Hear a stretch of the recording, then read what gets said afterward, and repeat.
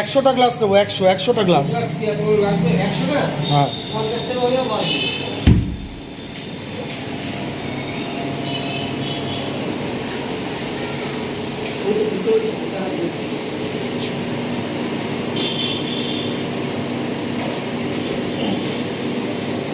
অনেক হবে, অনেক।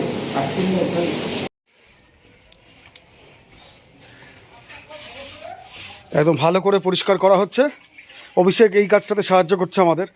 জল দিয়ে দিয়েছি, সবাই বড়রা মিলে ছোটরা মিলে আমরা আজকে একটুখানি এই যে নুন, তারপরে চিনি নিয়ে এসেছি, ওদিকে রাসনা নিয়ে এসেছি, বরফও আছে, একদম পরিষ্কার জায়গার বরফ। তৃষ্ণার্ত কিছু লোককে আমরা জল আর তার সাথে ছাতা, গামছা, টুপি দেওয়ার চেষ্টা করব, কারণ প্রচণ্ড গরম। সহনাগরিকের পাশে থাকাটা অত্যন্ত জরুরি বলেই মনে করি। আচ্ছা, বরফ একদম পরিষ্কার করে ক্লিন পরিষ্কার করে এই জল যে কন্টেনারটা তার ভেতরটাও একদম পরিষ্কার করে আপাতত বরফটা দেওয়া হলো। এরপর জায়গা মতো নিয়ে গিয়ে জল আর তার মধ্যে গ্লুকন্ডি বলতে রাসনা, চিনি, নুন সব কিছু অ্যাড করা হবে। অ্যাড করে যতজনকে পারা হবে এই তৃষ্ণার্তদের খাওয়ানো হবে।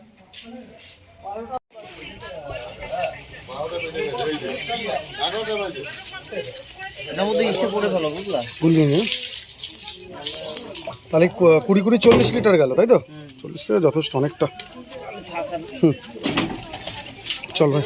হ্যাঁ, থ্যাংক ইউ ভাই, কথা বলে নিচ্ছি।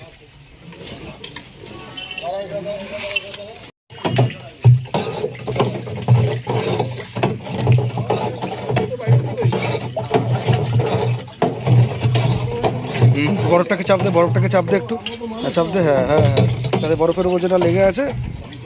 ঠিক আছে, ব্যাস না।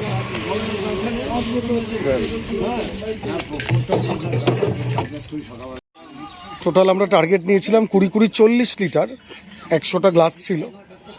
আপাতত আমাদের আর যা দেখতে পাচ্ছি 20 থেকে 22টা গ্লাস আছে। এই যা গরম। আসো একটু জল খাও। ওয়েলকাম, সাবধানে যাও।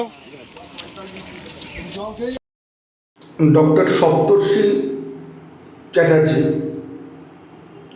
এছাড়া আমার বন্ধু দর্পণ সাহা, তৎসহ আমার অত্যন্ত প্রিয় বোন সৌমি,